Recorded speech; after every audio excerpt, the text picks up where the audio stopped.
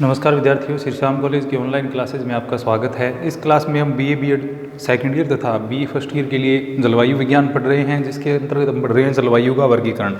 जलवायु वर्गीकरण के अंतर्गत ये द्वितीय भाग है। हमने जलवायु वर्गीकरण के जो उपागम हैं, जैसे अनुभाविक उपागम है, मात्रात्मक उपागम है, इनके बारे में हमने पढ़ा था। 3 प्रकार के उपागम होते हैं, जैसे अनुभाविक उपागम, इसके बाद में जन्यक उपागम और मात्रात्मक उपागम। इसी आधार पर 3 प्रकार के जलवायु वर्गीकरण भी होते हैं, अनुभाविक जलवायु वर्गीकरण, इसके अलावा दूसरा जन्यक जलवायु वर्गीकरण और तीसरा संख्यात्मक या परिमाणात्मक जलवायु वर्गीकरण। तीनों प्रकारों के बारे में हमने पढ़ लिया था, किस प्रकार से अनुभाविक जलवायु वर्गीकरण किया जाता है, किस प्रकार से उत्पत्ति कारकों के आधार पर जन्यक वर्गीकरण किया जाता है और किस प्रकार मात्रात्मक या आंकड़ों के आधार पर परिमाणात्मक या मात्रात्मक वर्गीकरण है वो किया जाता है।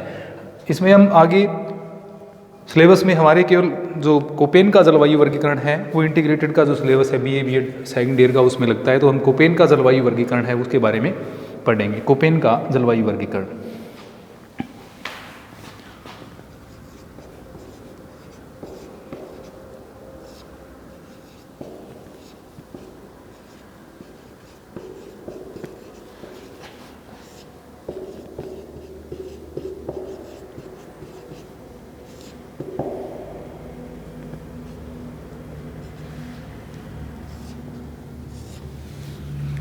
कोपेन का जलवायु वर्गीकरण है वो, जैसे कि मैंने आपको पहले ही बताया था, केंडोल का जो 1874 में वनस्पति वर्गीकरण प्रस्तुत किया गया था उसके आधार पर ये इनके द्वारा प्रस्तुत किया गया था। तो कोपेन के द्वारा सर्वप्रथम अपना जलवायु वर्गीकरण है वो 1900 में प्रस्तुत किया गया था। कोपेन के द्वारा सन 1900 में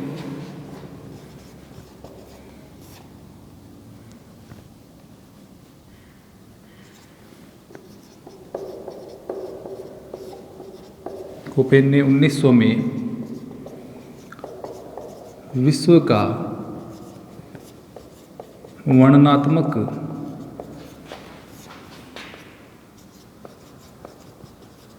जलवायु वर्गीकरण प्रस्तुत किया।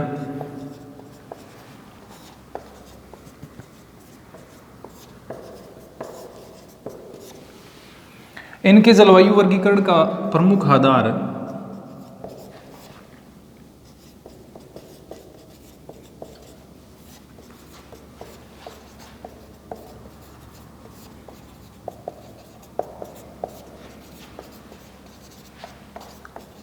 केंडोल का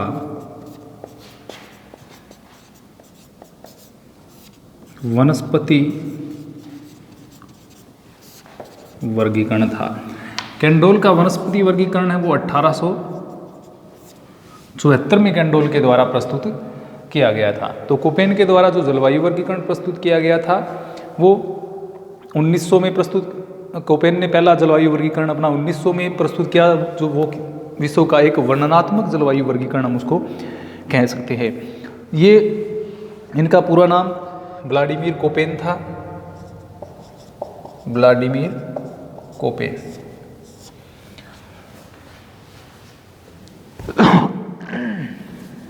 ये वास्तव में क्या करते थे, एक वनस्पति विज्ञानी थे। कहाँ के?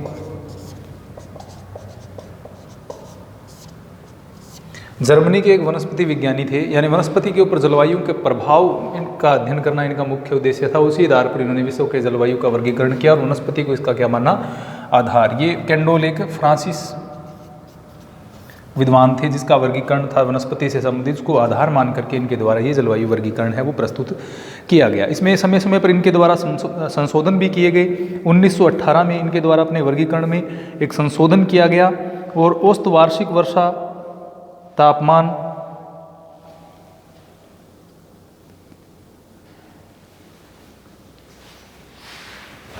उन्नीस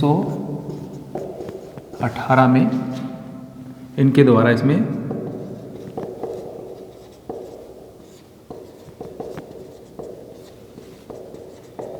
संशोधन किया गया और इसका औसत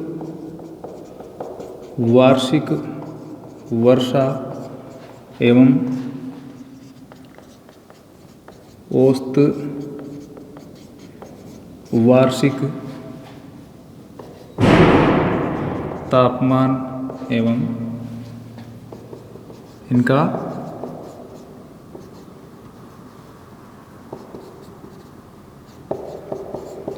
ऋत्विक वितरण, यानी ऋतु अनुसार वितरण है को आधार मान करके उन्होंने अपना 1918 में संशोधन है वो प्रस्तुत किया था। वितरण को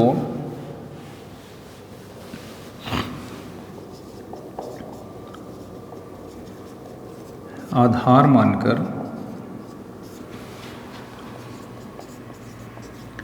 विश्व का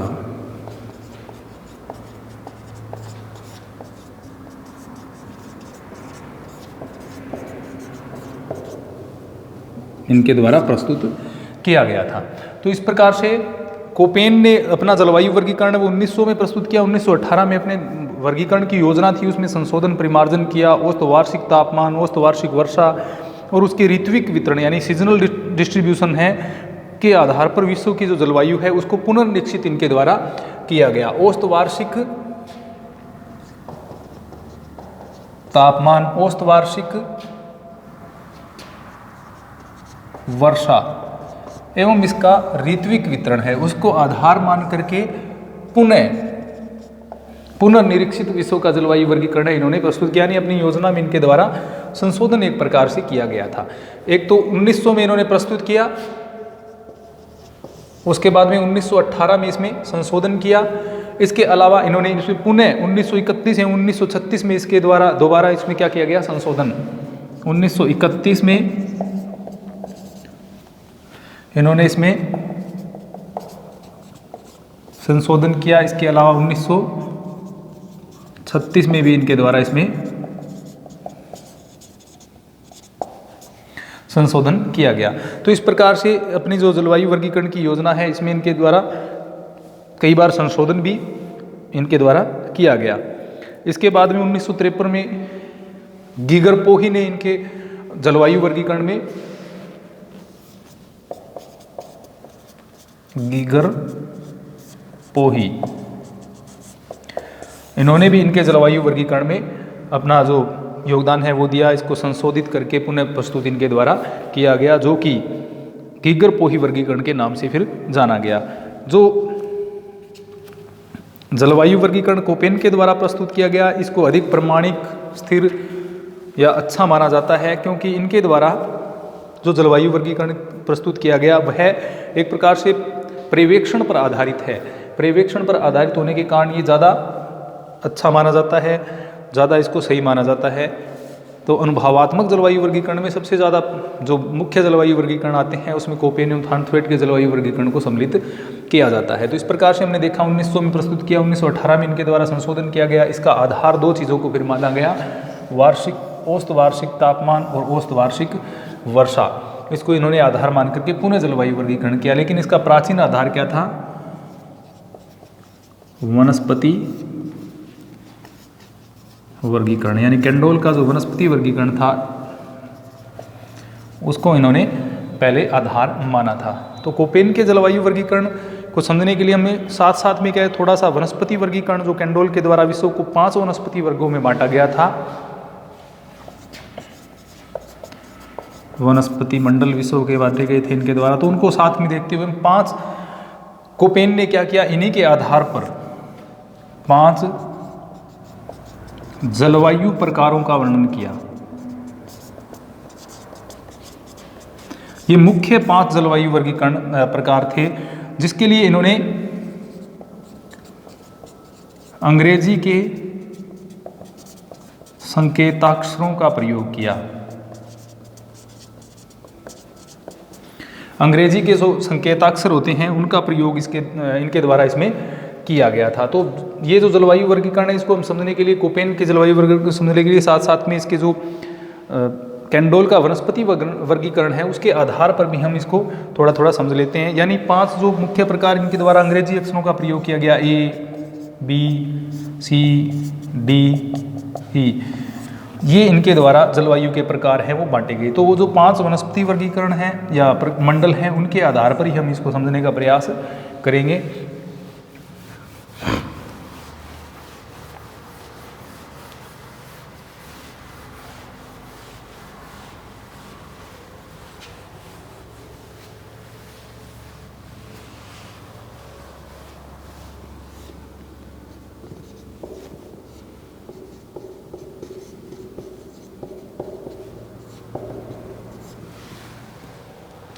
तो इसके जैसे कैंडोल के वनस्पति मंडल,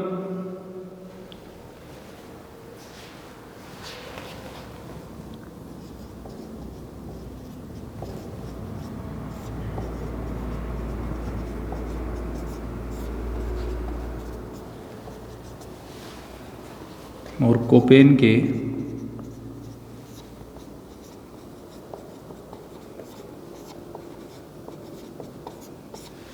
जलवायु प्रकार, ये 5 इनके द्वारा वनस्पति मंडल बताए गए। जैसे पहले हम देखें मेगाथर्मल मंडल। पहला जो मंडल था वनस्पति का वह था मेगाथर्मल मंडल। मेगाथर्मल जो वनस्पति का मंडल आता है, इसमें उच्च ताप एवं उच्च आर्द्रता, उच्च ताप एवं उच्च आर्द्रता को सहन करने वाले जो होते हैं पौधे, उनको सम्मिलित करते हैं। यानी ऐसी वनस्पति इसके अंतर्गत आती है जो वर्ष भर जिसको क्या है उच्च तापमान एवं उच्च आर्द्रता की या अधिक वर्षा की आवश्यकता वनस्पति को होती है। वो वनस्पति कौन से में आती है? मेगाथर्मल में उसको सम्मिलित किया जाता है, जिसमें उच्च तापमान रहता है वर्ष भर, और वर्ष भर क्या होती है उच्च आर्द्रता। वर्ष भर उच्च तापमान एवं उच्च आर्द्रता जिन पौधों को चाहिए उनको कौन से में सम्मिलित करते हैं? मेगाथर्मल मंडल में इनको सम्मिलित करते हैं। इनमें यहाँ पर शीतकाल नहीं होता, शीतकाल नहीं होता, और ये वनस्पति क्या होती है? सदाबहार होती है। यानी सदा हरे भरे रहने वाले पेड़ पौधे इसमें पाए जाते हैं, जो अपनी पत्तियां एक साथ नहीं गिराते हैं, क्रम से गिराते हैं। सबसे ठंडे महीने में अगर हम तापमान की बात करें तो यहाँ पर तापमान 18 डिग्री सेल्सियस से क्या होता है? अधिक रहता है। तो मेगाथर्मल मंडल एक प्रकार से हम अगर जलवायु के हिसाब से देखें तो एक प्रकार की, इससे जलवायु शब्दों की बात करें, उष्ण आर्द्र, उष्ण एवं आर्द्र जलवायु यहाँ पर बनती है। तो मेगाथर्मल मंडल के जो पौधे हैं वो सदा हरे भरे रहते हैं, उच्च ताप आर्द्रता की इनको आवश्यकता होती है, और उष्णकटिबंधीय विषुवत रेखीय वनस्पति है वो इसी मंडल में आती है। यहाँ पर वनस्पतियों में 5 स्तर पाए जाते हैं, अलग अलग पेड़ पौधों के आधार, घास है, पेड़ पौधे या वनस्पति लताएं, उनके आधार पर अलग अलग 5 स्तर यहाँ पर पाए जाते हैं। तो उष्णकटिबंधीय जो विषुवत रेखीय वन है वो इसी में सम्मिलित किए जाते हैं, जिनको उच्च ताप एवं उच्च आर्द्रता की आवश्यकता होती है। इसी आधार पर कोपेन ने जलवायु वर्गीकरण जो किया उसमें पहला प्रकार बताया ए प्रकार की जलवायु।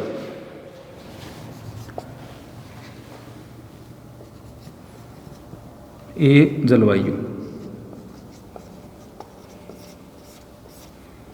ये है शीत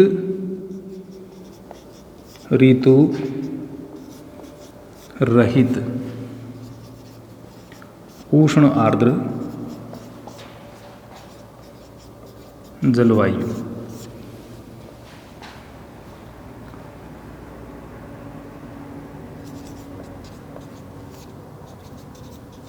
शीत, एक मिनट,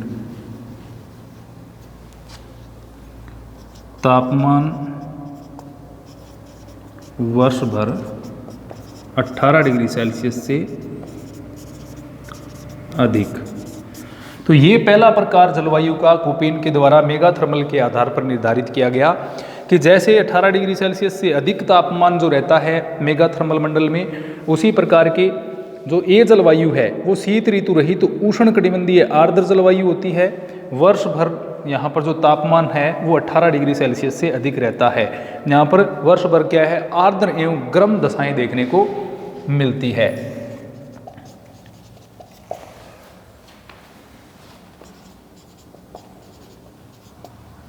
वर्ष भर आर्द्र एवं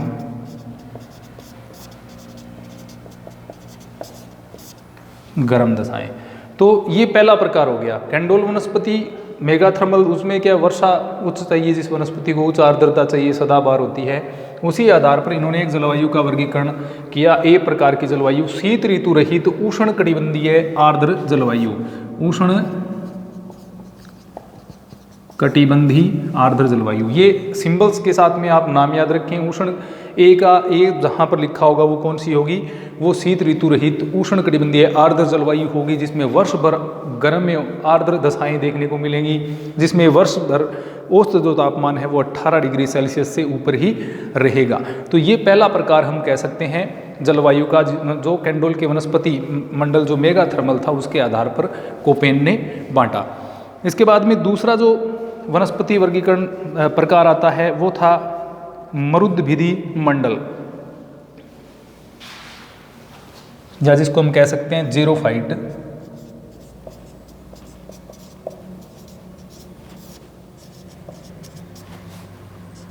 मंडल। जेरोफाइट या जिसको हम क्या कहते हैं, मरुद्भिद वनस्पति जिनको कहा जाता है जेरोफाइटिक। तो जेरोफाइटिक में मरुद्भिदी या मरुस्थलीय वनस्पति को इसमें सम्मिलित किया जाता है। इस मंडल के अंतर्गत ऐसे पौधे होते हैं जो गर्म एवं शुष्क दशाओं में पनप सकते हैं। पौधों में शुष्कता सहन करने की क्षमता पाई जाती है। कम वर्षा वाले क्षेत्रों में ये पौधे पनपते हैं, यानी ऐसी दशाओं में जहाँ पर क्या है, वर्षा तो कम होती है लेकिन गर्मी अधिक रहने के कारण क्या वाष्पीकरण ज़्यादा होता है, वर्षा कम और वाष्पीकरण अधिक।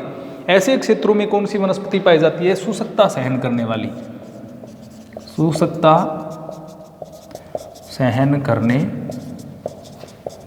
वाली ये वनस्पति इनके द्वारा बताई गई है। तो शुष्कता सहन करने वाली वनस्पति जहाँ पर पाई जाएगी, यहाँ पर ये जो पौधे होते हैं जेरोफाइटिक जो होते हैं उनमें नमी को संरक्षण करने की योग्यता है वो पाई जाती है। लंबी जड़ें होती हैं, छोटी पत्तियाँ होती हैं, कांटेदार होते हैं, पत्तियाँ छोटी और मोटी होती हैं।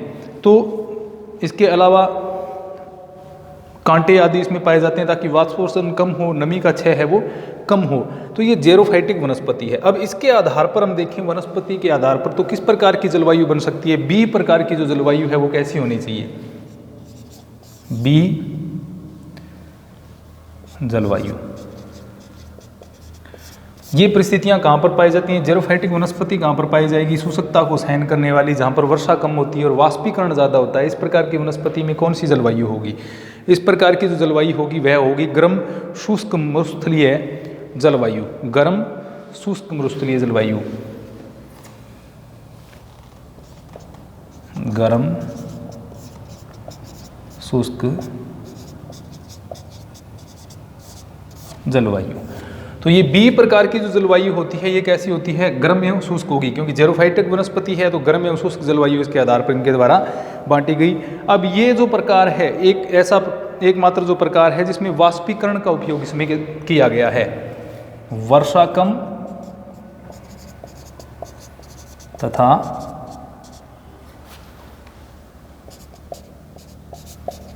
वाष्पीकरण अधिक।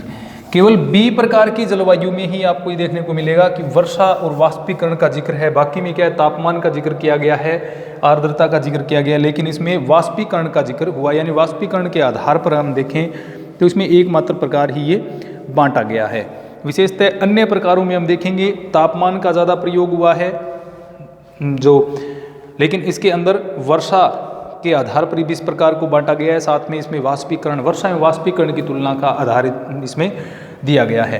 तो जलवायु दूसरी जो कौन सी है, बी जलवायु जो है वो है गर्म शुष्क जलवायु, जिसमें वर्षा कम होती है, वाष्पीकरण ज़्यादा होता है। वर्ष भर यहाँ पर क्या है, वाष्पीकरण है वो, सॉरी वर्ष भर नहीं, यहाँ पर वाष्पीकरण है वो ज़्यादा होता है। तो यहाँ पर जेरोफाइटिक जो वनस्पति पाई जाती है उसके द्वारा इसका आधार जो बांटा गया है वो दूसरा बी प्रकार की जलवायु। यहाँ पर वर्ष भर क्या है, नमी की कमी रहती है, वर्ष भर नमी कम रहती है।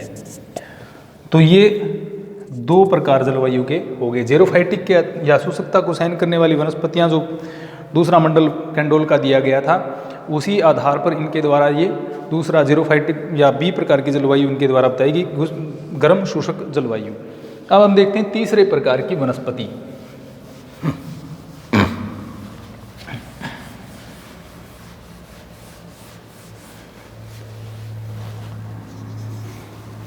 तीसरे प्रकार की जो वनस्पति है मेसोथर्मल, मेसोथर्मल मंडल।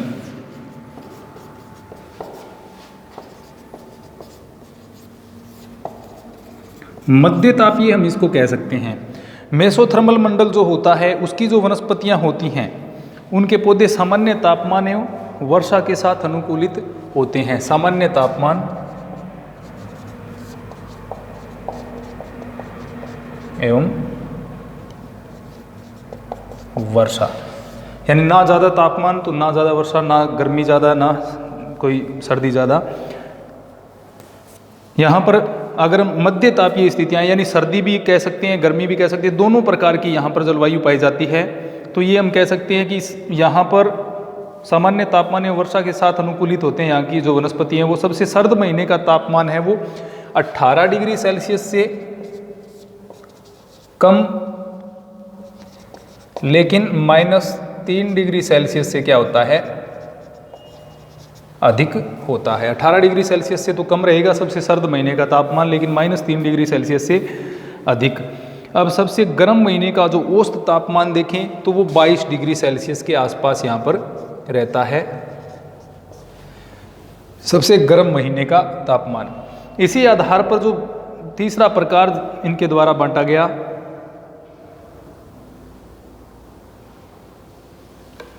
सी जलवायु,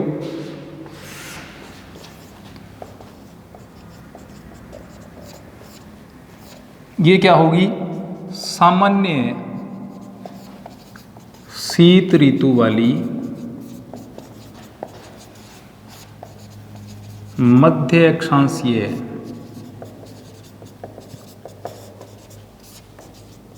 जलवायु। मध्य अक्षांशीय जलवायु ये कहलाती है। इसको सामान्यतः उष्ण आर्द्र या समशीतोष्ण जलवायु भी कहते हैं। सबसे गर्म महीने का औसत तापमान है वो 18 डिग्री सेल्सियस से 8 डिग्री सेल्सियस से 18 डिग्री सेल्सियस सबसे सर्द महीने का तापमान इसमें रहता है, और गर्म महीने का जो तापमान है वो लगभग रहता है 12 डिग्री सेल्सियस के आसपास। यानी 8 डिग्री सेल्सियस से लेकर के 18 डिग्री सेल्सियस तापमान है वो ठंडे महीने का, और 22 डिग्री सेल्सियस औसत तापमान है वो सबसे गर्म महीने का। तो सामान्य शीत ऋतु वाली मध्य अक्षांशीय जलवायु, या इसको हम क्या कह सकते हैं, समशीतोष्ण जलवायु, इनके द्वारा इस जलवायु को नाम दिया गया है। एक बार हम इनके आधार देख रहे हैं भी कौन से के आधार पर इन्होंने क्या माना है, उसके बाद में ये ABCD को हम पुनः समझेंगे। उसके बाद में इनका जो